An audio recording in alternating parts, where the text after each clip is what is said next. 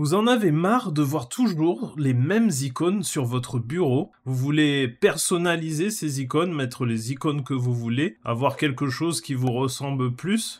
Si c'est le cas, vous êtes au bon endroit. Dans cette vidéo aujourd'hui, je vais vous montrer comment personnaliser vos icônes sous Windows 11. On va voir ça en 3 étapes. Dans un premier temps, on va voir comment changer simplement les icônes des raccourcis classiques. Ensuite, en deuxième, on va voir comment changer les icônes des raccourcis système. C'est pas la même chose, comme la corbeille par exemple, ou le bureau. Et ensuite, je vais vous montrer comment simplement trouver des icônes sur internet pour pouvoir plus personnaliser vos icônes comme vous le souhaitez. Vous allez voir, pas besoin d'être un expert, c'est à la portée de tout le monde. Je vais vous montrer pas à pas comment on fait et en plus, on aura droit à des exemples.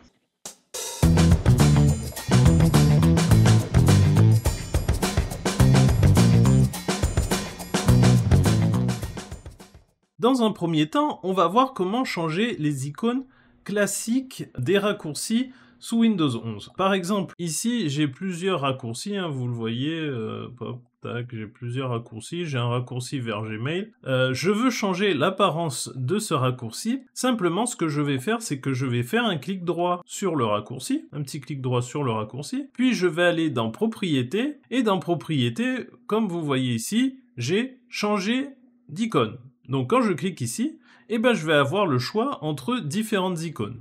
Alors, les emplacements d'icônes peuvent changer. Donc les icônes qui vous sont proposées sont différentes en fonction du fichier dans lequel vous êtes. Là, par exemple, vous voyez, c'est écrit, je suis dans Brave Browser, application, bref.exe.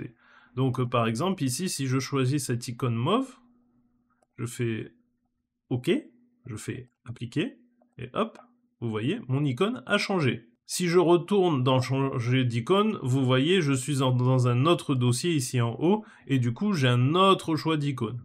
Je peux aller dans Parcourir, et à la limite, si dans mes images, j'avais un dossier en particulier, j'aurais pu aller chercher ici les icônes de mon choix. Mais ça, on va le voir dans le troisième point.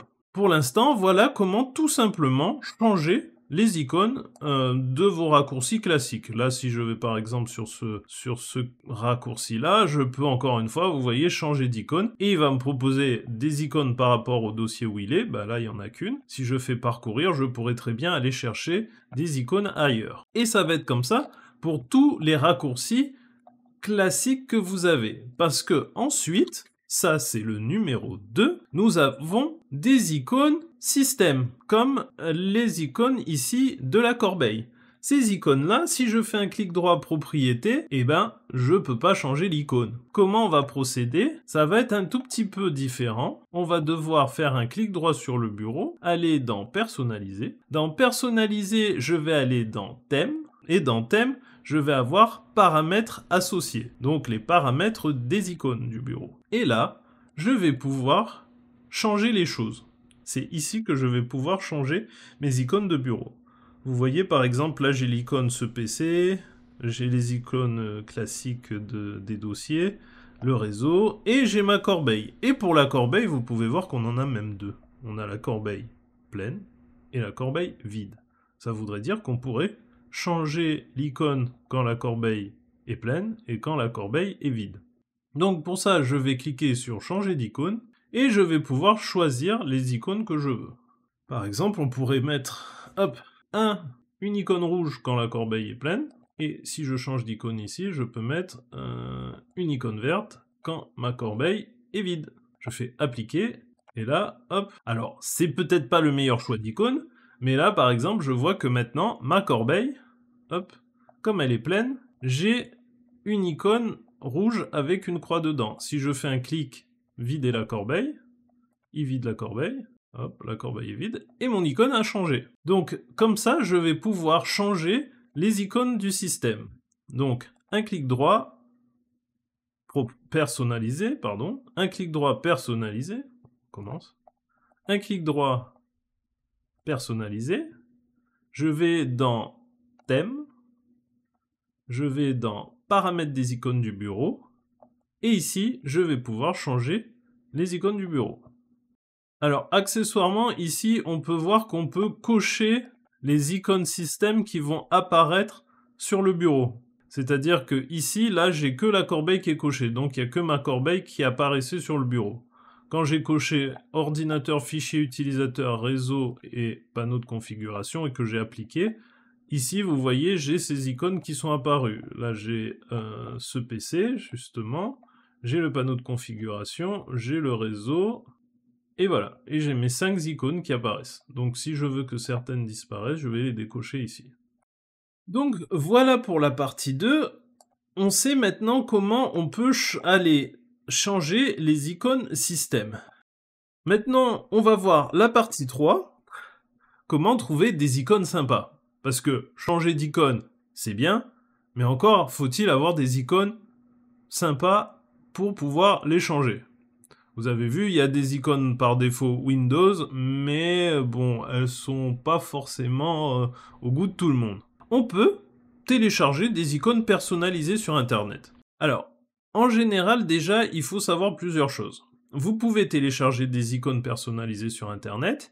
Il faut savoir qu'il faut qu'elles soient au format .ico, en général. Il y a des sites où on peut trouver ces icônes. On a par exemple icône archive.com, ou encore on a aussi flaticon.com. Donc c'est là-dessus qu'on va télécharger les icônes qui pourraient nous intéresser. Donc ici, il y a un R, sinon vous ne trouverez pas l'adresse. Alors, icône archive, c'est plutôt pas mal. Il y a pas mal de choix. Si on clique sur More ici, on va avoir plusieurs types d'icônes. On peut choisir en haut ici par catégorie, en fonction de la catégorie que vous voulez. Par exemple, j'avais une catégorie pour Gmail. J'avais un raccourci, pardon, Gmail. Je pourrais très bien aller dans Applications et... Dans quoi je vais trouver ça? Regardez par exemple Macaron. Dans Macaron, cette icône-là pourrait être sympa pour les mails, non? Alors, on va télécharger, hop, l'icône. Je vais la mettre dans, dans Images. Je vais créer un dossier qui va s'appeler, hop, icône. Et icône. Voilà, je vais faire ouvrir.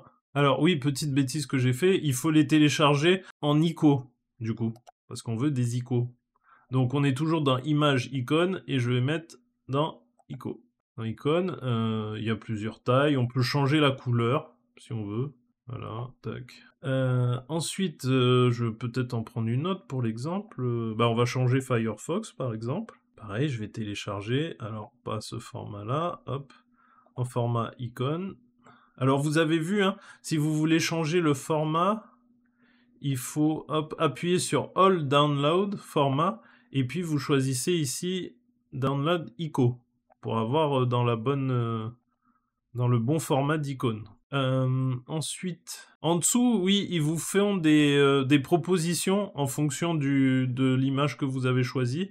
Par exemple, ça doit être Chrome, ça ressemble un peu à Chrome, voilà, on pourrait changer l'icône pour Chrome. Par exemple, je sais pas moi, si on veut pour les notes ou les images par exemple, tac, on pourrait choisir de changer. Si on a une application Line par exemple, on pourrait changer le format, etc., etc. Et du coup, à chaque fois, on va télécharger en ICO. Hop. Alors, on a vu comment faire avec Icône Archive. Là, on est sur Flaticon. Le problème de Flaticon, c'est qu'ils ne font pas de icônes au format ICO. Donc, c'est un peu embêtant, parce que du coup, on ne peut pas télécharger directement le fichier comme ça. Il faut savoir, alors là, on rentre un peu dans, c'est vrai, quelque chose qui demande un peu plus d'expertise, on va dire, entre guillemets, mais vous pouvez transformer une image en icône. Ici, j'ai le ICO Converter qui permet de transformer n'importe quel format d'image en fichier ICO. Donc, l'idée, par exemple, ça va être, comme pour les mails, de chercher une icône de mail, par exemple celle-ci, qui serait parfaite pour Gmail, de la télécharger au format PNG, par exemple. Donc là, alors il y a une version premium, mais vous pouvez passer outre. Vous avez ici Free Download, ça veut dire téléchargement gratuit. Vous faites votre téléchargement. Alors je l'avais déjà téléchargée, on peut la retélécharger. Tac, on va garder le même nom, il va me dire qu'elle existe déjà, mais je vais lui dire oui, je veux la remplacer. Donc elle a été téléchargée. Ici, dans Online ICO Converter, je vais choisir un fichier. Je vais aller chercher dans Images, Icône, mon fichier en question, et je vais faire Ouvrir. Là, il me l'a téléchargé, l'image, et puis je vais lui demander de convertir. Et il va me faire, hop, un fichier ICO, que je vais appeler Gmail, par exemple, tac, et je vais l'enregistrer. Donc j'ai bien maintenant un fichier ICO pour pouvoir faire une icône avec. Et je peux faire ça avec n'importe quel type de photo. Hein. Si vous voulez d'autres icônes, là, vous pouvez en choisir d'autres. Et puis faire la même chose. Hein. Vous voyez, il y a peut-être cette icône aussi qui ressemble beaucoup à celle de Gmail, etc., etc. Maintenant que tout cela est fait, que j'ai téléchargé mes icônes, etc., eh ben je vais reprendre soit l'étape 1, soit l'étape 2. Alors, je vais faire pareil pour la corbeille, comme ça, vous allez voir, je vais pouvoir faire pareil pour la corbeille. Je vais prendre une rouge, hop, au format PNG, tac, ici, ça va s'appeler corbeille pleine, tac, ok. Et puis je vais faire, il n'y en a pas une verte? Une verte. Oui, il n'y en a pas une verte. Quel dommage. Je vais prendre celle-là, hop. Quand ma corbeille sera vide. Donc au format PNG, je télécharge gratuitement. Et je vais appeler ça corbeille. Corbeille. Je vais sur l'autre site, je fais choisir un fichier, je récupère ma corbeille vide, je fais ouvrir, convertir, enregistrer, je prends, non je reste ici, je prends ma corbeille pleine, je fais pareil, ouvrir, et j'ai mes icônes. Ah, j'ai oublié de changer le nom, mais on va faire ça tout de suite. Et ici, je vais pouvoir changer mes icônes. Alors, ici, par exemple, j'avais mon Gmail. Je vais faire un clic droit, je vais aller dans Propriétés, je vais faire Changer d'icône, je vais aller dans Parcourir, je vais aller dans mes images.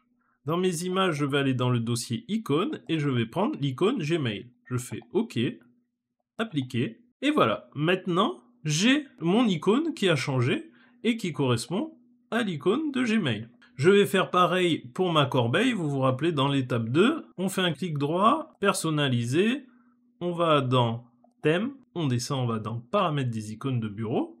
Ici, je clique sur corbeille pleine, changer d'icône, je vais aller dans Parcourir encore une fois. Dans mes raccourcis, là, j'ai icône, mais sinon, je vais dans Images, icône, pleine, je crois, hop, on verra bien.